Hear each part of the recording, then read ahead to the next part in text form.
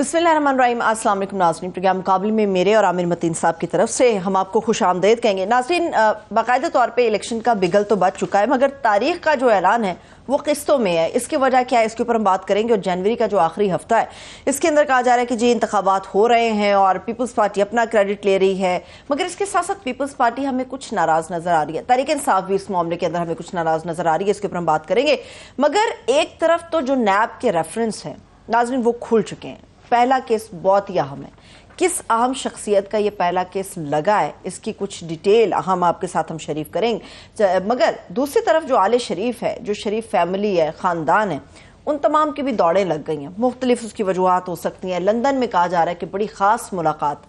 तय है, उस मुलाकात के अंदर बहुत अहम फैसले भी होने जा रहे हैं। इसके ऊपर बात करेंगे। जहाँ तक टैक्स की हम बात करते हैं, हमेशा अमीरों पर कहा जा रहा है कि ये टैक्स लगाया जाए, गरीबों को रिलीफ दिया जाए। ये मुतालिबा हर आम आदमी के समेत IMF ने भी पाकिस्तान के अंदर मौजूद निगरान हुकूमत के सामने रख दिया है। उसके लिए स्ट्रैटेजी क्या होगी वो भी हम जानेंगे। और इंटरनेट पे अगर आपको किसी का भी डाटा चाहिए हो, आपको किसी का मोबाइल नंबर चाहिए हो, कुछ भी आपको रिक्वायर्ड हो, तो 22 करोड़ मेरे के 22 लाख पाकिस्तानी, बहुत बड़ी तादाद है, इंटरनेट पे इनका एक इश्तिहार लगा है कि आपको अगर डाटा चाहिए तो हमसे रब्ता कीजिए, किसी का भी डाटा आपको मुयसर हो सकता है। ये कहाँ पर नालायकी हुई है, किसने इतनी बड़ी कोताही की है, इसके ऊपर बात करेंगे। आमिर साहब, चलो कुफर टूटा खुदा खुदा करके फाइनली इलेक्शन का बिगल बच गया, ऐलान हो गया है, मगर मुझे ये समझ नहीं आई, इलेक्शन कमीशन ने ऐलान तो कर दिया, हफ्ता बता दिया है, बात तो तारीख पे रुकी हुई है अभी भी। नहीं, पहले तो ये जो आपने कहा ना, कुफर टूटा खुदा खुदा करके ये जो शादियाने बजाए जा रहे हैं और ढोल पीटा जा रहा है कि जी आज इलेक्शन कमीशन ने कमाल कर दिया। इस इलेक्शन कमीशन ने जो 90 दिन के अंदर इलेक्शन थे पंजाब के, वो कोई मेरा 200-250 दिन हो गए हुए हैं, और ये भी 90 दिन के नहीं बन रहे, ये भी 180 दिनों का बन रहा है। ठीक है, चले जी, वो जी PTM ने जी वो कानून पास कर दिया था कि जो है रायशुमारी, मगर ऑफ कोर्स इसके ऊपर जो है एक तो ये अदालत के अंदर फैसला आ चुका है कि 90 दिन के होना है, और अभी ये मज़ीद इसके ऊपर समाअत जारी है, इसका अभी एंड रिज़ल्ट नहीं है। दूसरा ये है कि PTI का तो उनका तो ये स्टांस है कि ये इख्तियार जो है प्रेसिडेंट का था इलेक्शन करने का, और प्रेसिडेंट जो है दरमियानी रास्ता क्योंकि आजकल निकाल रहे हैं हर चीज़ में, तो उन्होंने ख़त लिख दिया इलेक्शन कमीशन को कि आप सुप्रीम कोर्ट से वो कर लें। उन्होंने ना सुप्रीम कोर्ट को रुजू करना था, सुप्रीम कोर्ट वैसे अपनी ऑब्जर्वेशंस पहले ही दे चुकी भी है कि जनाब ये इख्तियार जो है प्रेसिडेंट का है। और साथ में पीपल्स पार्टी उन्होंने भी आज जो उसके ख़िलाफ़ एक बयान ठोक दिया है, मैं कहूँगा कि उन्होंने कहा है कि जनाब हमने कहा था तारीख का ऐलान करें, ये जो आपने गोल मोल अभी किया है कि ये जनवरी के आखिरी हफ्ते में ये इलेक्शन होगा, ये नहीं, हम कह रहे थे इलेक्शन शेड्यूल अनाउंस करेंगे, फ़लानी तारीख को इलेक्शन होगा और फ़लानी तारीख को शेड्यूल स्टार्ट हो जाएगा। तो उनकी मंतक तो समझ आती है कि 30 नवंबर को, क्योंकि ये फहरिस्तों वाला इलेक्शन जो हल्का बंदियों का सिलसिला पूरा कर लेंगे, तो उसके बाद 54 दिन चाहिए होते हैं, तो वो तकरीबन आखिरी हफ्ता ही जनवरी का बन जाता है जी, वो आखिरी हफ्ता ही तकरीबन बन जाता है, 1-2 दिन ऊपर मिला के जो है, तो वो है। मगर पीपल्स पार्टी को एतराज़ क्यों है, और अभी भी ये समझ लेना कि ये कोई हतमी तारीख आ गई, इसलिए नहीं है कि इस मुल्क के अंदर एक बहुत बड़ा एक मैं समझता हूँ कि आइन शिकनी हुई और वो एक्सेप्ट कर ली गई, और इस वक्त भी वो एक्सेप्टेड चली जा रही है। और ये सारा बाकी आप देखें, तमाम ये अदालतें, आइनी, पार्लियामेंट, जमहूरियत, सब का एक बहुत बड़ी दरार सब में आ चुकी हुई है। वो ये आ चुकी हुई है कि अब ये एक मिसाल बन चुकी हुई है, प्रेसिडेंट आ चुका हुआ है कि जब भी कोई आइन की एक डेडलाइन है कि 90 दिन के अंदर करवाने, तो गवर्नमेंट ये जिस तरह पहले हुआ, उन्होंने कहा जी हमारे पास पैसे नहीं है, हमारे पास जो है रिसोर्सेज नहीं है, हमारे पास सिक्योरिटी नहीं है, कच्चे के इलाके के अंदर डाकू चल रहे हैं, तो ये इसलिए अभी भी किसी को यकीन नहीं है। 2-4 जगहों से ये बयान भी आया है कि जनाब ये कोई हतमी तारीख नहीं है, इसलिए पीपल्स पार्टी भी कह रही है तारीख बताएं। और वो इसलिए कि कल को ये माजी देखते हुए इलेक्शन कमीशन का, जो कि मैं समझता हूँ बड़ा ही ताबनाक नहीं है, बिल्कुल भी नहीं है, और ये भयानक है। आज तक इलेक्शन कमीशन पाकिस्तान की तारीख में इतना कंट्रोवर्शियल नहीं हुआ था। جبکہ الیکشن جہاں کے ایون 77 کا جو تھا وہ سیاسی قوتوں پہ آپ ڈال دیں، الیکشن کمیشن کے اوپر اتنے الزامات نہیں تھے جتنے کہ اس وقت اس الیکشن کمیشن کے اوپر ہیں کہ جس دیدہ دلیری سے انہوں نے آئین شکنی کی ہے، آج نہیں تو کل جو ہے نا یہ راجہ صاحب بلوائے ہی جائیں گے، یہ وقت آئے گا ضرور۔ اگر آپ نے سکندر سلطان راجہ میں ان سے ڈرتا ہوں، نہیں لوگ سمجھے نا راجہ ریاض بھی ہمارے سامنے ہے، راجہ پرویز اشرف بھی ہمارے راجہ پرویز اشرف اس کو بھی عدالت نے بلا لیا، اس طرف آتے ہیں۔ تو بات یہ ہے کہ یہ ابھی فی الحال یہ ہے کہ 6 مہینے تک جو ہے 3 مہینے تک آپ پر میں کوئی نہیں بولے گا، جنوری تک جو ہے نا کتنے رہ گئے، اکتوبر نومبر دسمبر جنوری 4 مہینے تک تو سب چپ ہو جائیں گے جی الیکشن ہو رہے ہیں۔ ہمیں کیا پتا کہ ماضی کی طرح یہ دوبارہ 4 مہینے کے قریب جب یہ پہنچیں گے یہ کہیں گے جی میں نے تو یہ اعلان کر دیا تھا، مگر گورنمنٹ یہ کہہ رہی ہے کہ ہمارے پاس پیسے نہیں ہیں، کچے کے علاقے اندر دوبارہ آپریشن شروع ہو گیا الحمدللہ، اور خدا نہ خواستہ اور بھی کوئی سیکورٹی کے ایشوز ہو سکتے ہیں، پیسے نہیں ہیں، کچھ بھی کروا کے یہ کروائے جا سکتا ہے۔ فی الحال 4 مہینے تک یہ ٹل گیا، سو ابھی بھی یقین نہیں، اللہ کرے کہ چلو دیر صحیح ہو جائیں تو ماننے کو دل کرتا ہے، مگر ابھی اور سوالات ہیں کس حالات میں ہوں گے، کون کرے گا، کیا پارٹیاں کون سی ہوں گی، کینڈیڈیٹ کون سے ہوں گے، کون بائیک آؤٹ کرے گا، کون نہیں کرے گا، کس کو الیکشن لڑنے کی اجازت ہوگی، کس کو نہیں ہوگی، تو یہ بھی کافی سارے سوالات ہیں، تو ڈھول نہیں پیٹا جانا چاہیے۔ ٹھیک ہے، لیکن عامر صاحب آپ کو یاد ہوگا پنجاب کی جب الیکشن کی بات ہو رہی تھی تو اس وقت کئی مہینے پہلے انہوں نے 8 اکتوبر کی تاریخ دے دی تھی، اب عام انتخاب کی بات ہو رہی ہے، آخری ہفتہ بتا رہے ہیں، ریلکٹنٹ کیوں ہے؟ ایک تاریخ دے دیں،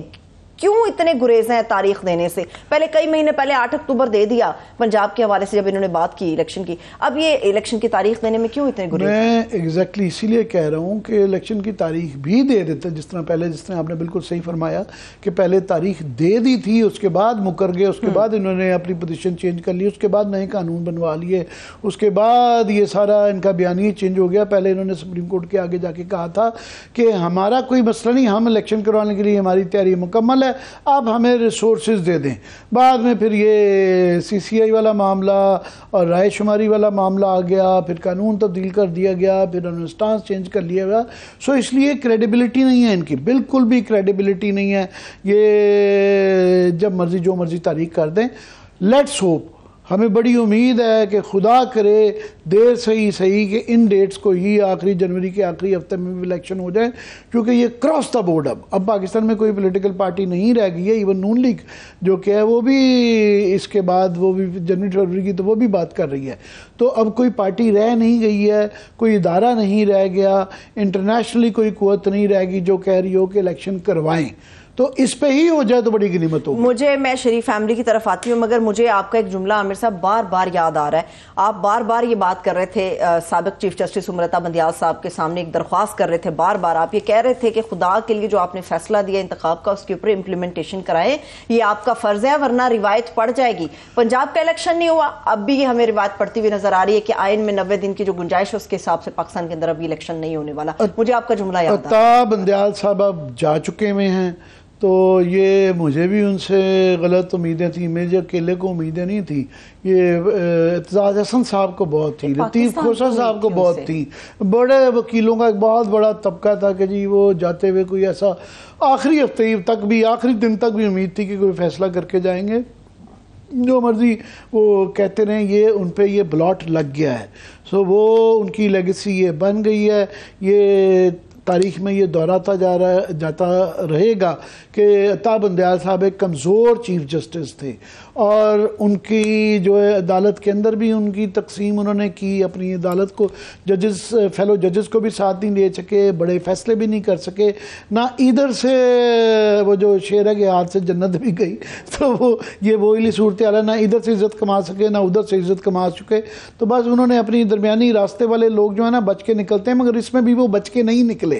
میں نہیں سمجھتا ہوں کہ ان کو کوئی اچھے الفاظ میں جج کیا جائے گا۔ فیصلے سے یاد آیا، شہباز شریف صاحب نے اچانک سے لندن کا جانے کا فیصلہ کیوں کیا؟ بھئی آج ان کی طرف سے آ رہا ہے کہ جی ایک بہت اہم فیصلہ ہونا تھا، میٹنگ ٹیلی فون پہ بات نہیں ہو سکتی تھی، اب یہ کیا ایسی چیز ایک دم سے ہوگی، انسان سوچتا ہے 24 گھنٹے میں کیا قیامت آ گئی ہے کہ یہ جو اتنا اہم فیصلہ تھا یہ وہیں سے کر کے آتے، کیا ضرورت تھی ایک دم یہاں آئے اور بتایا گیا کہ جناب وہ 10 لاکھ کا مجمع لے کے میں ان سے لندن، آپ کو یاد ہے اپنے گھر کے باہر انہوں نے نواز شریف کے گھر کے باہر کہا کہ میں استقبال کے لیے وہاں جا رہا ہوں، میں خود اپنے بڑے بھائی جان کا استقبال کروں گا، اور وہ استقبال کے لیے آئے، 10 لاکھ بندہ اکٹھے کرنے کے لیے آواز بھی لگا دی گئی، اور اس کے بعد 24 گھنٹے کے اندر بستر گول کر کے دوبارہ چلے گئے۔ ایک اور اہم میٹنگ یاد آ گئی، یار یہ کوئی بچوں کا کھیل ہے کہ جی بہت اہم میٹنگ یاد آ گئی، اور ساتھ میں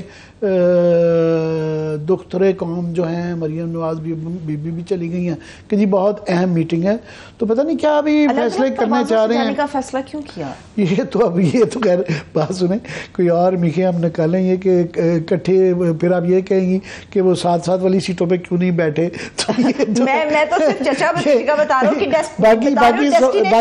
کہ باقی سوال ہیں وہ ان کے ہیں، وہ آئے اور وہ چلی گئیں، تو اس کے بعد کہا کہ بہت اہم میٹنگ ہے تو ان کو دوبارہ جانا پڑ گیا۔ تو ایک اس کے بعد پھر وہ کریڈیبلٹی کی بات آ جاتی ہے نا کہ یہ فیصلے، بات یہ ہے کہ اتنے زیادہ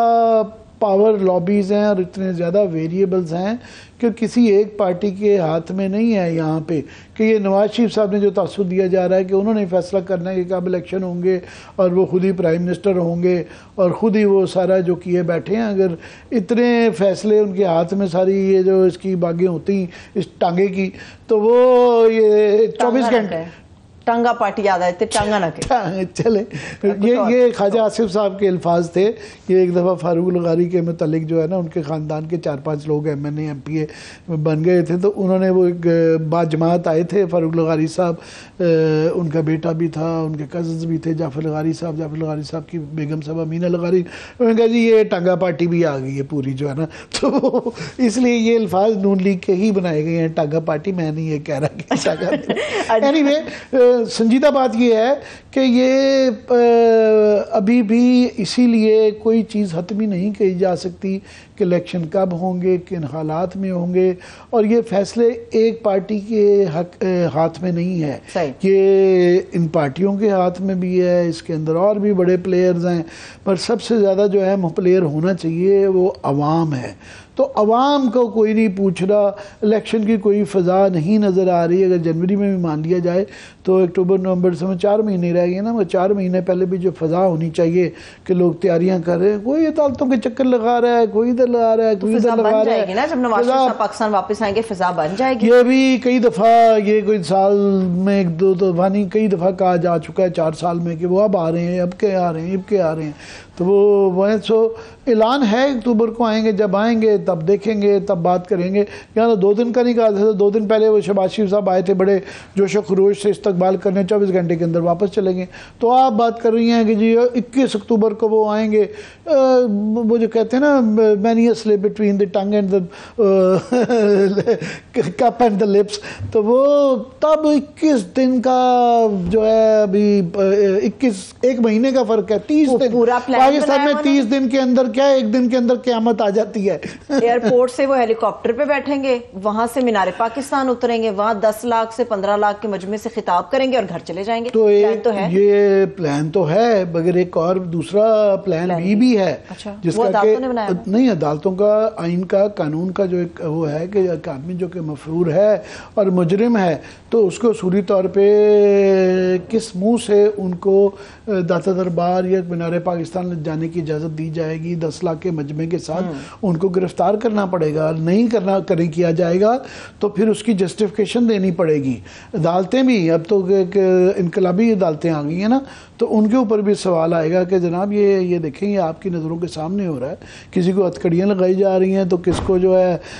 پھول کے ہار پہنائے جا رہے ہیں، ملزمان کو ہتھکڑیاں لگائی جا رہی ہیں اور مجرموں کو پھولوں کے ہار پہنائے جا رہے ہیں۔ تو یہ سوال تو ہو رہے ہوں گے نا، آپ بھی کریں گے، میں بھی کروں گا، سب کریں گے، بالکل کریں گے۔ اچھا، نیب ریفرنسز کے حوالے سے عامر صاحب، عدالت کی طرف سے جب سپریم کورٹ کی طرف سے فیصلہ آیا تھا تو اس وقت بڑے نامور لوگ یہ کہہ رہے تھے کچھ نہیں ہوگا، ڈنگ ٹپاؤ کام ہوگا، مگر نیب کو دیکھ کے لگتا ہے بڑا سپیڈ کام اب ہو رہا ہے۔ نہیں، نیب کا سپیڈی تو آٹومیٹکلی جب یہ سپریم کورٹ کی طرف سے فیصلہ آ گیا تو یہ اس کا آٹومیٹک ریئیکشن، تو نیب اپنی یہ ڈیوٹی دے رہی ہے ساری. انسیڈنٹلی ان کا پہلا جو انہوں نے کیس کھولا ہے، بلا لیا ہے، وہ راجہ پرویز اشرف صاحب کو بلایا ہے، وہ پاور رینٹل کا کیس ہے، تو اس کے اندر وہ کھل گئے ہیں. اور انسیڈنٹلی 6 وزیر اعظم اور 1 صدر جو ہیں بلائے گئے ہیں. تو وہ ایک قسم کا آپ دیکھ لیں، 3 وزیر اعظم اس کے اندر نون لیگ کے ہیں، نواز شریف صاحب ہیں، شہباز شریف صاحب ہیں، شاہد خاقان عباسی ہیں،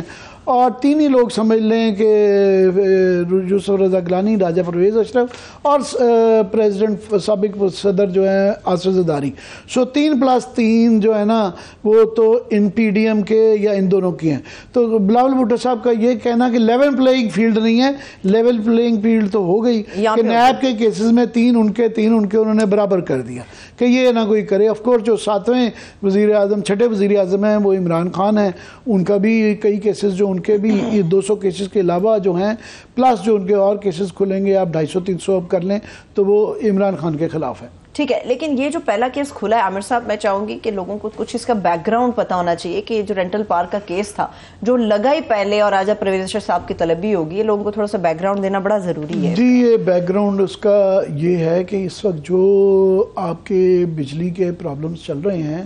کہ یہ پچھلے 20-30 سال سے، اور سٹارٹنگ فرام پیپلز پارٹی کے دور میں، پہلے بے نظیر 1990 کی دہائی میں محترمہ کے دور میں بھی جو آئی پی پیز کی ڈیل ہوئی تھی اس زمانے میں وہ بھی بڑی کنٹروورشل تھی، اور یہ کہا گیا کہ جناب بجلی چاہے مہنگی ہو پر ہونی بڑی ضروری ہے، تو وہ بھی کی گئی. اس کے بعد یہ راجہ پرویز اشرف کے دور میں جو ہے رینٹ کے اوپر کرائے کے جو ہے نا یہ لگائے گئے تھے کہ جلدی سے لا کے بجلی گھر بنائے گئے تھے اور بجلی بنائی گئی تھی. اور اس کے اوپر پھر یہ وہ ترکی والا بھی ایک کارکے والا وہ بھی ہوا تھا کام کے رینٹ پہ، وہ بھی ایک شپ لیا گیا تھا. تو وہ جب کے کیسز چل رہے تھے. اور اس زمانے میں اور بعد میں بھی سب سے بڑا مسئلہ جو اس وقت آ رہا ہے، جس کا مسئلے کا حل نہیں نکل رہا، کہ یہ جو لگائے گئے تھے، جو معاہدے کیے گئے تھے، وہ اتنے لاپ سائیڈڈ اور اتنے کرپٹ تھے کہ ابھی فار ایگزامپل بتایا جا رہا ہے کیپیسٹی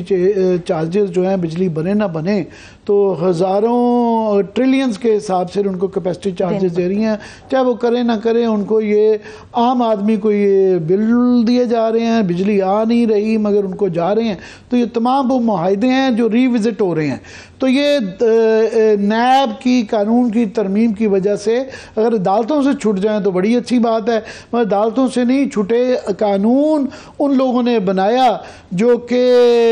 اس کے بینیفیشری تھے، قانون میں ترمیم کی وجہ سے جو یہ بچ گئے تھے، تو ابھی یہ دوبارہ آگے ہیں. مگر اب یہ ایک بہت بڑا کوسچن ہوگا کہ کل عرفان قادر صاحب کہہ رہے تھے کہ جناب یہ اب کیونکہ سپریم کورٹ کے اندر ایک انقلاب آ چکا ہے، تابندیال صاحب جا چکے ہوئے ہیں، جاتے وقت یہ نیب کی ترمیم کے قانون کو وہ رد کر گئے ہوئے ہیں. اور وہ ان کا یہ خیال تھا کہ یہ اب نیا بینچ بنے گا اور نئے طریقہ کار سے بنا پڑے گا. جب یہ 1CA پروسیجر والا پریکٹس والا فیصلہ ہو جاتا ہے تو وہ پہلی چیز ان کے خیال میں یہ فوراً اڑا دیا جائے گا پورا نیب، اور یہ کیسز چند دن کی بات ہے. سو یہ عدالت کے اوپر یہ جو آپ پوچھ رہی ہیں تفصیلات ان تمام کیسز کی، اس کے اندر آصف زرداری کے اوپر وہ سارے ٹی ٹی کے کیسز ہیں، شہباز شریف صاحب پہ وہ جو ہے ٹی ٹی کے، ان کے بیٹوں پہ ٹی ٹی کے کیسز ہیں، وہ جو پاپڑ والا کلفی والا وہ جو سارے کرتے تھے وہ چیز، یہ سارے کیسز ہیں جو انہوں نے خود ہی قانون بنا کے اپنے پیسے ختم کر لیے تھے. تو عدالت کو جب یہ اگر نیب کے کیسز کو اڑائے گی سپریم کورٹ تو ان کے اوپر بھی یہ کافی سوال ہوں گے. تو یہ اتنا آسان نہیں ہے میرے خیال میں کہ جو عرفان قادر صاحب کہہ رہے ہیں کہ وہ عدالت ایک سیکنڈ کے اندر اس کو کوڑے کی ٹوکری میں پھینک دے گی. تو یہ اتنا آسان نہیں آرگیومنٹ دینے پڑیں گے، کیونکہ پہلے جو آرگیومنٹ آئے تھے وہ اس بنیاد پہ تھے کہ جناب یہ پارلیمنٹ کا بنایا ہوا قانون ہے، مگر پارلیمنٹ کے اندر بھی جو ہے کہ جس کے اندر کانفلکٹ آف انٹرسٹ ہو کہ وہ لوگ اگر بینیفیشری، ایک کوسچن تھا خود بینیفیشری ہیں تو کیا اپنے آپ کو آپ بینیفٹ بنانے کی کوئی بھی قانون بنا سکتے ہیں. تو یہ سوالات ہیں جو عدالت کو بھی دیکھنے ہیں. ٹھیک ہے، ابھی ایک بہت بڑی خبر میں پیپلز پارٹی آپ بیچ میں سے گول کر رہی ہیں کہ میں اس کے اوپر جو نیب کے کیسز اور عدالت کے اوپر پیپلز پارٹی کا جو سٹانس ہے، پہلے تو میں مبارکباد دینا چاہتا ہوں. آج 2 اہم لوگوں کی سالگرہیں ہیں. ایک تو آج ملکہ ترنم نور جہاں کی سالگرہ ہے، تو ہم سارے ان کے بہت بڑے مداح ہیں اور رہتی دنیا تک ان کے لوگ مداح رہیں گے، تو ان کو سالگرہ مبارک۔ اور دوسری آج سالگرہ جو ہے وہ بلاول بھٹو صاحب کی ہے، ان کو بھی بہت زیادہ مبارک۔ آج وہ 35 سال کے ہو گئے ہیں۔ میری صرف یہ امید ہے، درخواست ہے کہ وہ بیچارے جو 35 سال کے آدمی کو وہ جو یہ کہتے رہتے ہیں، شکایت کرتے رہتے ہیں اپنے ابا سے کہ میرے ہاتھ نہ باندھیں یا مجھے کھلا چھوڑ دیں 35 سال کی عمر میں، جبکہ خاص طور پہ بلاول صاحب ایک کینڈیڈیٹ بھی ہیں پرائم منسٹر کے، تو ان کو اب یہ کھلا چھوڑ دیا جائے، ان کے ہاتھ باندھنے بند کیا جائے۔ ہم بھی دیکھنا چاہتے ہیں وہ کیا کرتب ہے، کیا کمال ہے وہ کرنا چاہتے ہیں۔ اب وہ بڑے ہو گئے ہیں، اب بڑے ہو گئے ہیں، 35 سال ایک بہت اچھی ایک مناسب عمر ہوتی ہے۔ اس کے بعد ان کو نہ یا وہ کہنا بند کر دیں کہ میرے ہاتھ کھول دیں، تو یا وہ خود کہنا بند کر دیں۔ ہم امید کرتے ہیں کہ 36ویں سال تک جو ہے یہ تمام ان پہ جو قدغنیں ہیں ان کی مشکلات ختم ہوگی۔ بال میں ان کو ہیپی برتھ ڈے کہنا چاہتا ہوں۔ میری طرف سے ہمارے مقابلے ہمارے چینل کی طرف سے ان کو ہیپی برتھ ڈے کہہ دیتے ہیں۔ عامر صاحب، خبر بہت بڑی عدالت کی آپ نے بات کی، خبر یہ آ گئی ہے اس وقت کہ فیض آباد دھرنا کیس جو ہے سپریم کورٹ نے نظر ثانی کیس سماعت کے لیے مقرر کر دیا ہے، اور فائز عیسیٰ صاحب 3 رکنی بینچ ہے، اس میں جسٹس فائز عیسیٰ صاحب ہوں گے، اطہر من اللہ صاحب ہوں گے، امین الدین صاحب ہوں گے۔ 28 ستمبر کو اس کی سماعت ہونے جا رہی ہے۔ 3 رکنی بینچ یہ تشکیل دے دیا گیا۔ جی، یہ ان لوگوں کے لیے دھچکا ہونا چاہیے جو یہ سمجھ رہے تھے۔ ایک یہ تاثر بنا دیا گیا تھا کہ جسٹس فائز عیسیٰ آئیں گے تو وہ اس فیصلے کا یہ کریں گے وہ کریں گے، اور یہ ایک بہت بڑا طبقہ جو کہہ رہا تھا کہ یہ اگر کسی کا خیال ہے کہ وہ کوئی غیر جمہوری، غیر آئینی یا وہ بالکل ایک ربڑ سٹیمپ چیف جسٹس ہوں گے، وہ نہیں ہوں گے۔ سو انہوں نے پہلا ہی جو یہ جھٹکا دیا ہے، یہ چھوٹا جھٹکا نہیں، کیونکہ یہ فیض آباد کے کیس کا تعلق ڈائریکٹلی جنرل فیض سے بھی تھا، اسی وجہ سے تو ریفرنس کا سامنا بھی کرنا پڑا انہیں، اور ان کے متعلق جو پرابلم تھی ان سے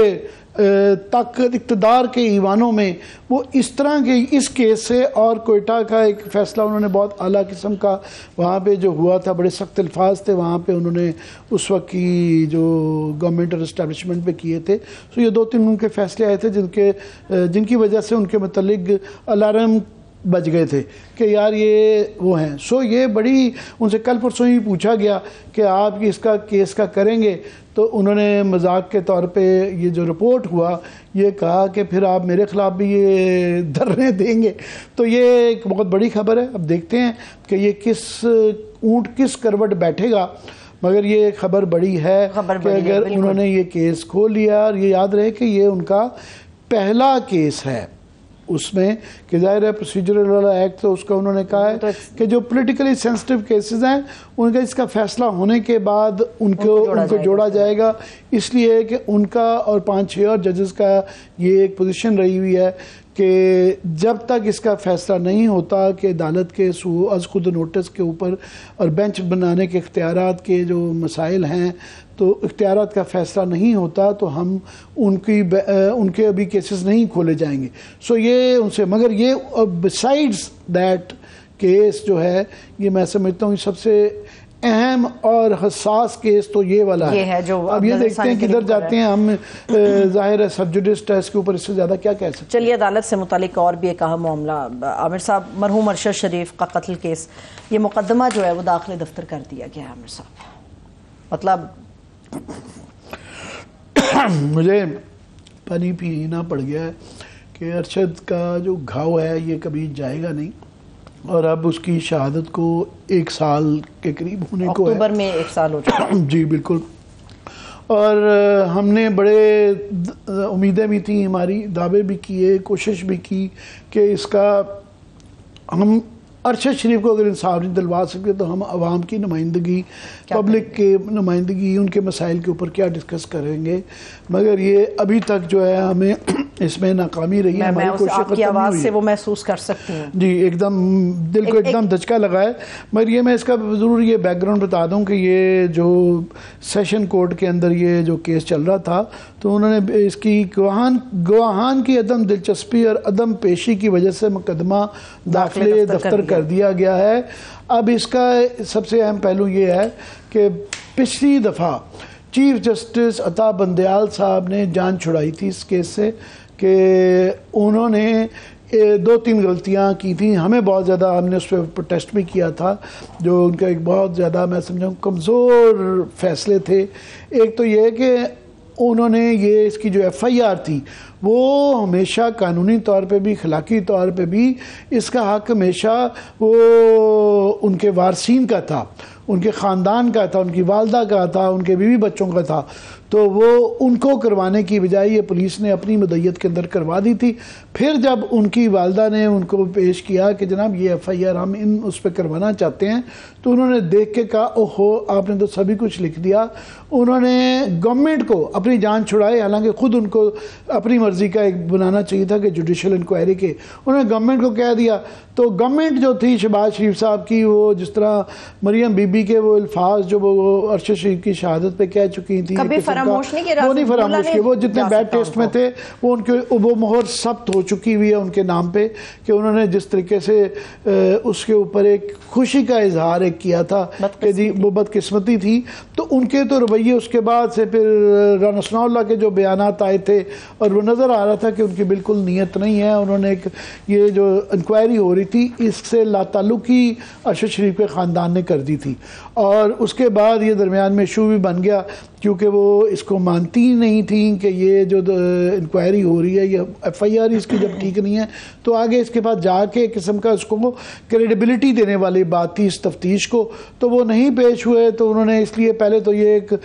خبر چلی کہ جی ان کو وارنٹ ہو گئے, جو بعد میں پتہ چلا کہ وارنٹ ایشو نہیں ہوئے تھے, مگر کیونکہ وہ پیش ہی نہیں ہو رہی تھی تو انہوں نے فارغ کر دیا. مگر اس کا یہ مطلب نہیں میں کہہ رہا ہوں کہ لینا چاہیے کہ اس مقدمے میں جان نہیں ہے, اور اگر اس طرح اس کو کوئی کنسٹرو کرے گا کہ جی یہ تو داخل دفتر ہو گیا اور اس کی تفتیش کے اندر کوئی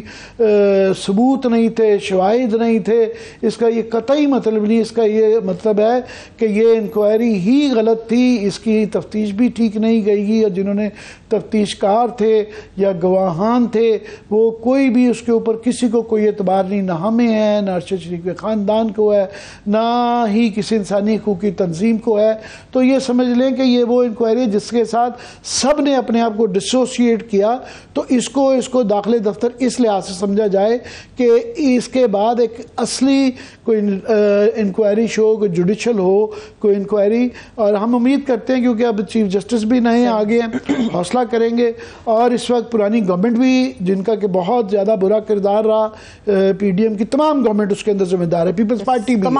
اور جو ہے تو ایک نگران گورنمنٹ ہے. تو میرا خیال اگر ان کا اس سے کسی کا کوئی تعلق نہیں رہا با تو ہمیں اس کی اینیورسری کے اوپر کوئی ان کے بچوں کو ایک دلاسا دے دینا چاہیے, ان کی فیملی کو دلاسا دینا چاہیے, ان کی والدہ کو دلاسا دینا چاہیے کہ ابھی بھی انصاف کے لیے جو ہے کوئی نہ کوئی کوشش کی جا رہی ہے. صحیح ہے, ٹھیک ہے. ابھی میں بریک کی طرف چل رہی ہوں عامر صاحب. جب ہم بریک سے واپس آئیں گے تو پاکستان کی جو معیشت ہے, اکانومی کی صورتحال ہے, اس کے اوپر ہم بات کریں گے. یہ پینڈولم جو ہے مسلسل ڈگمگا رہا ہے, اس کو کس طرح سے ٹریک پر لایا جا سکتا ہے. اور آئی ایم ایف یہ جو ڈیمانڈ کر رہا ہے ہماری کیئر ٹیکر گورنمنٹ سے کہ ٹیکس نیٹ کو اگر بڑھانا ہے تو امیروں پر بڑھایا جائے, غریبوں سے ہٹایا جائے, یہ مطالبہ کتنا امپوز کیا جا سکتا ہے, کتنا تیزی کے ساتھ کیا جا سکتا ہے, اس کے اوپر ہم بات کریں گے. ہمارے ساتھ رہیے.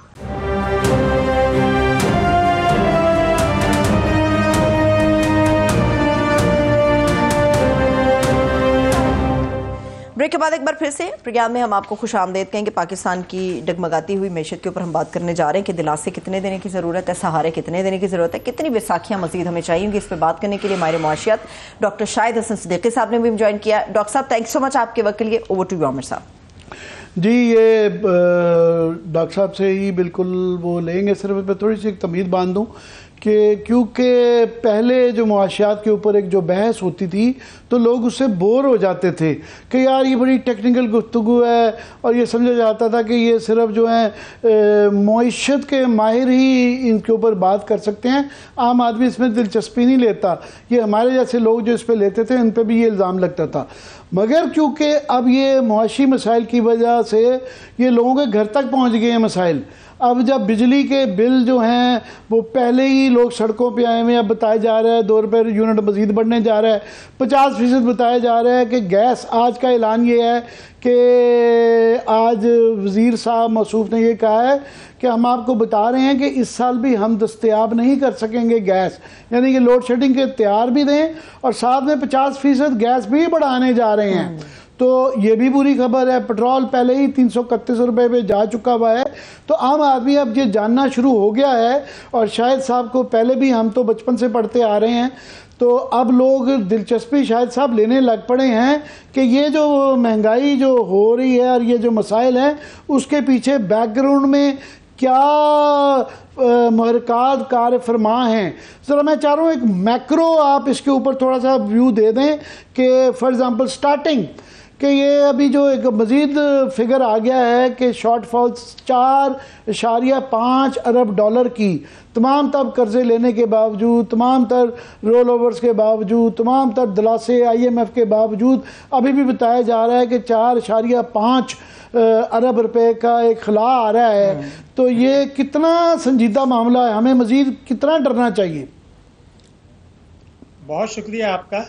بیسیکلی عوام کو یہ بات سمجھنی ہوگی کہ پاکستان میں جو حکومتیں ہیں وہ IMF کے پروگرام میں اسی لیے رہنا چاہتی ہیں کہ اس کی آڑ میں عوام کے اوپر ٹیکسوں کا بورڈ ڈالیں اور کہیں یہ تو IMF کی شرط ہے۔ دوسری طرف IMF ہے جو سیاسی بیانات دیتا ہے۔ MD نے بھی کہا کہ جی آپ مالدار لوگوں سے ٹیکس لیں، لیکن جب معاہدہ ہوتا ہے تو اس میں عوام کو کچلا جاتا ہے۔ اس وقت جو نگران حکومت ہے یہ بات یقینی بنا رہی ہے کہ IMF کے ساتھ قسط لینے میں ہمیں کوئی بڑی مشکل پیش نہ آئے، کیونکہ وہ اگر خدا نخواستہ ہوا تو وہ بڑی تباہ کن بات ہوگی۔ تو یہ جو 4.5 ارب ڈالر کے گیپ کی بات ہو رہی ہے، تو میرا اپنا خیال یہ تھا کہ پوری کوشش ان کی ہوگی کہ کہیں سے یہ انتظام کر کے اور اس قسط کو حاصل کر لیں، لیکن اس کے نتیجے میں 2 چیزیں ہوں گی۔ نمبر 1 تو یہ کہ ابھی پیٹرول کے نرخ اور بڑھنے ہیں، ابھی بجلی کے نرخ اور بڑھنے ہیں۔ یہ ذرا ایک منٹ شاہد صاحب کہ لوگوں کو یہ بتا دیں کہ یہ 92 ڈالر کے بیرل جو ہے 92 ڈالر پہ گیا ہے، تو انہوں نے یہ کہا گورنمنٹ نے کہ ہمیں عالمی اس کی طرف بڑھایا گیا۔ اب وہ بتایا جا رہا ہے کہ 100 ڈالر تک یہ بیرل جا سکتا ہے، مگر اس کے اندر شاہد صاحب میں چاہ رہا ہوں کہ آپ نے یہ کیونکہ لوگوں کو یہ متبنع کیا ہے، تو یہ جو اس کے اندر ٹیکسز ہیں صرف عالمی فیکٹر تو نہیں ہے، تو لوکل جو ٹیکسز ہیں اس کا بھی ذرا تفصیل بتا دیں۔ جی بڑی اہم بات آپ نے کی ہے۔ میں بتا دوں کہ کسی زمانے میں جب 140 ڈالر فی بیرل تھا عالمی منڈی میں، ابھی تو 93 ہے، اس وقت پاکستان میں جو ہے پیٹرول کے نرخ کم تھے۔ آج جبکہ یہ 140 کے مقابلے میں 92-93 ہے تو زیادہ ہیں۔ 1 روپے کی قدر کو دانستہ گرانا، ہنڈی حوالے کے کاروبار کو فروغ دینا، اسمگلنگ ہونے دینا، جب آپ روپے کی قدر گراتے ہیں تو ہر چیز مہنگی ہو جاتی ہے، حکومت کے ٹیکسز بھی بڑھ جاتے ہیں۔ ایک تو بہت بڑی وجہ یہ ہے۔ دوسرے کہ پیٹرولیم لیوی جو کسی زمانے میں چند روپے ہوتا تھا، اب آپ اس کو 60 روپے لے گئے ہیں۔ پھر ڈیلرس مارجن بھی بڑھا دیا، وہ بھی دے رہے ہیں۔ یعنی حکومت کے ٹیکسز اور روپے کی قدر گرانا، اور پھر اس کی وجہ سے بجلی کے نرخ کیوں بڑھتے ہیں؟ اس لیے کہ جب آپ امپورٹڈ چیزوں سے بجلی بناتے ہیں، ڈیم تو ہم بناتے نہیں ہیں، تو وہاں بھی افیکٹ پڑ جاتا ہے۔ تو اب جو کچھ کھیل ہو رہا ہے وہ یہ ہو رہا ہے، جو مجھے نظر آ رہا ہے، خدا نخواستہ ابھی پیٹرول کے نرخ بڑھیں گے۔ یہ بھی تو ایک سوال آ رہا ہے کہ یہ انتظامی طریقے سے اگر یہ نیچے لایا جاتا ہے، لایا گیا ہے، تو اس کا مطلب یہ پہلے ہی کیوں نہیں کیا؟ اس کا مطلب ہے کہ یہاں مافیاز تھے جو کہ اس کو اوپر لے جاتے ہیں، مافیاز نیچے لے آتے ہیں۔ آپ نے بالکل صحیح بات کی۔ پہلی بات تو یہ کہ ابھی بھی وہ 276 پر نہیں آیا ہے۔ یہ میں خبر دیتا جاؤں کہ یہ حال ہی میں جو بزنس مینیں اور بینکرز ان کے ساتھ جو اداروں کی جو ملاقاتیں ہوئی ہیں، اس میں یہ یقین دہانی کرائی گئی ہے کہ ڈالر کو 250 روپے پہ لایا جائے گا، اور یہ ان کا خیال ہے کہ یہ جو اس طرح کے مافیاز ہیں اور جو انتظامی بے حسی اور گٹھ جوڑ کی وجہ وجہ سے یہ ڈالر اتنا اوپر گیا ہے اور وہ بڑے کانفیڈنٹ ہیں کہ اس کو مزید نیچے 250 تک لے آئیں گے. جی آپ جاری رکھیے گا, کیونکہ آپ جو بات کر رہے ہیں کہ یہ دو آنے کے چیزیں بچانے سے نہیں ہوگا. یہ جو بڑے طبقات ہیں جب تک آئی پی پیز کے ساتھ ری نیگوشیٹ یا بڑی انڈسٹری بڑے بینک ان کے ساتھ یہ نہیں کیا جائے گا تو یہ مسئلے کا حل نہیں ہوگا. آپ کہہ رہے ہیں 4000 ارب روپے کا ایک پیسوں کا انتظام کیا جا سکتا ہے, کیسے سر؟ جی پہلے میں آپ نے جو بات کی ہے چونکہ بہت عام ہے, میں آپ کو بتا دوں کہ ضرور انہوں نے 250 کا کہا ہے اور بالکل صحیح کہا ہے, لیکن جو کچھ ایکشنز اسٹیٹ بینک لے رہا ہے, جو کچھ حکومت نگراں حکومت لے رہی ہے, اس کے بعد مجھے تو یہ 320 پر نظر آ رہا ہے, آج 293. میں بالکل ریکارڈ پر آپ کو بتا رہا ہوں, اس لیے کہ میں اس لیے شاید صاحب ریلیکٹنٹ ہوتا ہوں کہ جب وہ آپ اور ہم کہہ دیتے ہیں نا 320 ہوتا بھی ہے تو کئی دفعہ میں اوائڈ کرتا ہوں کہ اس سے پھر ان مافیاز کو موقع ملتا ہے ان کو بڑھانے کا. اور یہ آپ کے اور ہمارے ذکر کرنے سے وہ کہتے ہیں دیکھیں جی وہ اور فروغ پاتے ہیں یہ جو اس طرح کے مافیاز کی اس طرح کی سازشیں. تو اس لیے لوور سائڈ پہ اگر وہ ہو تو خبر دینی چاہیے. میں اس لیے اوائڈ کرتا ہوں جب یہ بڑی کا آپ کی economic I am sure reasoning ہوگی, مگر let's keep it on the down side. کیا کہیں گے؟ دیکھیے 14 جون 2019 کے آپ اخبارات نکالیے, جو ایمنسٹی دی گئی تھی اس کے بعد جو قانون بنا تھا یہ کہا گیا تھا کہ جو لوگ اس سے فائدہ نہیں اٹھائیں گے ان کے اثاثے اور جائیدادیں ضبط اور 7 سال سزا, یہ قانون موجود ہے. اب ہم نے ان سے یہ کہا کہ بھائی آپ کسی کو جیل مت بھیجیں, آپ صرف جو ناجائز اثاثوں کی تصویر آپ کے پاس ہے ان سے ریکوری کر لیں. مثلا ایک آدمی کا 3 کروڑ روپیہ قومی بچت میں لگا ہوا ہے, 2 کروڑ بینک میں لگا ہوا ہے, انکم ٹیکس میں ڈکلیئر نہیں ہے, چوری کا ہے, آپ 2 ہفتے کا نوٹس لیں اور اس سے ٹیکس کاٹ لیں. مگر یہ حکومت قانون ماضی کی طرح قانون سے انحراف کر کے ان اثاثوں پر ہاتھ نہیں ڈال رہی اور نمائشی اقدامات کر رہی ہے, جس کی وجہ سے یہ جو 3000 ارب روپے کی جو فگر ہے, آپ کو یاد ہوگا بجٹ میں یہ کہا گیا تھا پچھلے سال کے کہ 3000 ارب کی ٹیکس کی چوری ہے, ہم اس کو اس سال وصول کریں گے. وہ 3000 کے بجائے انہوں نے 3900 تک پہنچا دیا. تو اس طرح یہ 4-5 ہزار کی اگر یہ وصول کرنے کی کوشش کریں تو 15 دن میں اگر 200 ارب آتے ہیں تو IMF کے پاس جائیں کہ جناب یہ 200 ارب ہم نے اضافی وصول کر لیا ہے, اس کو عوام کو پیٹرول کے نرخوں میں آپ ہمیں اجازت دے دیں. انہوں نے یہ نہیں اپنایا اور قانونی طریقے سے جو سرمایہ کا فرار ہوتا ہے کہ مارکیٹ سے ڈالر خریدے, بینک اکاؤنٹ میں جمع کیے اور بینک سے کا پیسہ باہر بھیج دو. کیوں بھیج دیں بھائی؟ اگر علاج معالجہ ہے, تعلیم ہے تو ضرور بھیجیں, اس کو روکیں. اور یہ 2 میں نے تجویزیں بتائی ہیں تو میں گارنٹی کرتا ہوں یہ 250 پر آ جائے گا ایک چیز. لیکن جو چیز پاکستان میں بات نہیں ہو رہی, اگر آپ اجازت دیں 2 منٹ میں بتا دوں. بالکل میں چاہ رہا ہوں, میں ساتھ میں ایڈ کرنا چاہوں گا کہ آپ اس پہ بھی روشنی ڈالیے گا کہ جس طرح آپ نے کہا یہ صرف انتظامی اقدامات کے علاوہ آئی پی پیز کے ساتھ جو ری نیگوشیٹ کرنے کا اتنے سے سن رہے ہیں کہ ان کو آڈٹ کروا کے ابھی یہ جو حال ہی میں سیکٹری پاور نے جو فگرز دیے ہوئے ہیں کہ کیپیسٹی چارجز کے خوفناک فگرز کہ کوئلے کے جو فورن فنڈڈ پروجیکٹ ہیں لگائے جا رہے تھے, فیتے کاٹی جا رہے تھے, اب پتہ چل رہا ہے کوئی 600 ارب روپے سے بھی زیادہ کیپیسٹی چارجز ان کو دیے جا رہے ہیں جبکہ وہ کوئی بجلی نہیں بنا پا رہے. تو یہ آئی پی پیز کے اس کو کیسے ہاتھ ڈالنا ہے, پلیز جاری رکھیے گا. دیکھیے میں تو کہتا ہوں آپ ان کے نام جو پاکستانی ہیں نا ان کے نام آپ اس میں ایگزٹ کنٹرول لسٹ پر تو پہلے ڈال دیں, پھر ان کو بلا کے بات کریں کہ بھئی یہ آپ نے تماشا کیا مچایا ہے. دیکھیے جو بھی معاہدہ آپ عوام کے قوم کے مفاد میں کرتے ہیں وہ امانت میں خیانت ہوتا ہے, اگر حکومت کرے تب بھی. تو اگر یہ میرا یہ یقین ہے کہ پچھلی حکومت نے بھی کہا تھا کہ ہم کریں گے اور ہم ذرا خوش ہوئے تھے. IMF کا جو پروگرام ہے انہوں نے کچھ عرصے سے یہ کنڈیشن لگائی ہے کہ ہمارے جو حکومت ہے وہ اسٹیٹ بینک سے قرضہ نہ لے. اس کا نتیجہ پتہ کیا ہوا؟ آج جو بینکس ہیں ان کے 80% اونرشپ جو ہے وہ فورن بینکس کے پاس ہے. میں یہ خوفناک آپ کو فگر دے رہا ہوں کہ پچھلے 6 مہینے میں ان بینکوں نے حکومت کو قرضے دیے 3100 ارب روپیہ, 3100 ارب روپے زیادہ. اور صنعت تجارت زراعت کے لیے جو ان کا اصل کام ہے تجارتی بینکوں کا, ان کو 241 ارب. تو دنیا میں نے بینکنگ کی ہے, یورپ میں کی ہے, ہم نے دنیا میں اور پاکستان میں ماضی میں نہیں دیکھا تھا کہ تجارتی بینک جو ہیں اپنا اصل کام چھوڑ کے حکومت کو قرضے دیں کہ بجٹ خسارہ کنٹرول. اور اس میں صرف میں لاسٹ میں یہ ایڈ کر دوں کہ یہ کل ہی فگر آیا ہے کہ 250 ارب روپے کے قریب جو ہے 6 مہینے کا ان کا پروفٹ ہے جو کہ پچھلے سال کے مقابلے میں ڈبل ہے، ڈبل سے بھی زیادہ ہے. تو یہ گورنمنٹ کو قرضے دے کے ان کے منافع کی کوئی انتہا نہیں ہے. یہ ایکسچینج ریٹ میں بھی ملوث پاتے ہیں اور اسٹیٹ بینک کچھ نہیں ان کے خلاف کر رہا. بہت بہت شکریہ شاہد صاحب. بہت شکریہ، تھینکس سو مچ. ڈاکٹر صاحب ہمارے ساتھ موجود ہیں. ناظرین ابھی بریک کی طرف چلتے، جب بریک سے واپس آئیں گے تو آپ کو بتائیں گے لاکھوں ایسے پاکستانی ہیں جن کے موبائل فون نمبرز ہوں، کریڈٹ کارڈز کے نمبرز ہوں، وہ اس وقت برائے فروخت ہے. اتنا زیادہ تعداد کے اندر یہ ڈیٹا ہے، مگر اتنی حساس معلومات جو تھی وہ پبلک کیسے اور کیوں ہوئی ہیں، اس کے اوپر ہم بات کریں گے. ہمارے ساتھ رہیے.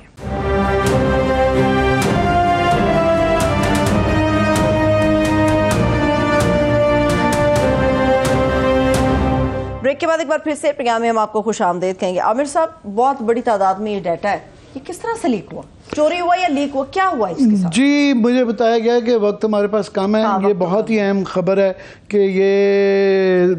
ریسٹورنٹ جانے والے 22 لاکھ پاکستانیوں کا ڈیٹا جو ہے نا چوری کر دیا گیا ہے، اور ہیکرز نے کہ تقریباً 250 ریسٹورنٹس میں استعمال ہونے والا جو سافٹ ویئر ہے ہیک ہو گیا ہے. اس کا مطلب کوئی بھی محفوظ نہیں ہے. آپ کے کریڈٹ کارڈ سے آپ کے نام، آپ کے شناختی کارڈ، آپ کا سارا ڈیٹا جو ہے نا یہ بک رہا ہے. اور ابھی ہمیں بتایا جا رہا ہے کہ جی 5 ڈیجیٹل جو ہے نا بینکس ان کی منظوری کی جا رہی ہے اور ڈیجیٹل کرنسی کی باتیں ہو رہی ہیں. اور بھائی آپ کا یہ پہلے ہی ڈیٹا جو ہے محفوظ نہیں ہے تو کیسے یہ کریں گے؟ اس کی تفصیل بڑی زیادہ ہے، اس کو نیکسٹ ویک کریں گے. میں کوئکلی، ہم بڑی منفی باتیں کرتے ہیں مگر اچھی چیزوں کی بھی تعریف کر دینی چاہیے کہ محی الدین وانی صاحب ہمارے چیف سیکرٹری ہیں گلگت بلتستان میں. میں ان کا کئی دفعہ کئی چیزوں میں بڑا ناقد بھی رہتا ہوں، پر انہوں نے ایک بڑا اچھا کام کیا، میرا دل بڑا خوش ہوا ہے. وہ اچھا کام یہ کیا ہے کہ انہوں نے جو سرکاری گاڑیاں ہیں اس کے اوپر یہ لکھوا دیا ہے، مہر بھی لگا دی کہ یہ گاڑی عوام کے پیسوں سے خریدی گئی ہے. اس کا ایک بہت بڑا فائدہ ہے کہ یہ ہر سرکاری گاڑی کے اوپر یہ لکھا جانا چاہیے کہ یہ عوام کی ملکیت ہے،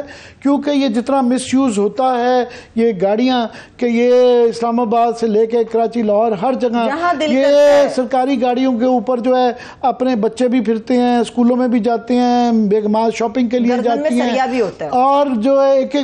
3 گاڑیوں کے اوپر نمبر پلیٹیں بھی ان کی جعلی لگا کے چلائے پھرتے ہیں. اور گلگت بلتستان اور آزاد کشمیر میں تو خاص طور پہ بہت زیادہ یہ ہوتا ہے. تو آئندہ جب بھی یہ کبھی نظر آئے گا کہ اس میں اسکول کے بچے جا رہے ہیں یا یہ بیگم صاحبہ شاپنگ کرتی ہوئی نظر آئیں گی تو لوگ پوچھیں گے، تصویریں اتاریں گے، سوشل میڈیا پہ چلائیں گے. میں بڑا ہی سراہ رہا ہوں یہ محی الدین وانی صاحب کے اس قدم کو، اور میری بڑی خواہش ہے کہ یہ اسلام آباد، لاہور، کراچی، ہر جگہ پہ ہر سرکاری گاڑی پہ پتہ یہ لکھا ہونا چاہیے، بڑی سی مہر ہونی چاہیے تاکہ لوگوں کو پتہ ہے کہ جہاں بھی غلط جگہ پہ یہ گاڑیاں نظر آئیں تو لوگ پوچھ سکیں کہ جناب ہماری عوام کی ملکیت ہے، اور یہ جو ہے کہ عوام کی ملکیت ہے، یہ لوگ ان کے باپ دادا کی نہیں ہے، ان کے خاندان کی ملکیت نہیں ہے، یہ عوام کے ٹیکسوں سے گاڑیاں خریدی گئی ہیں تاکہ لوگ کوشچن کریں. یہ ڈریں گے لوگ اگر ہر گاڑی پہ لکھا جائے. خاص طور پہ اس لیے بھی کہ یہ ہمارے بیوروکریٹ بابو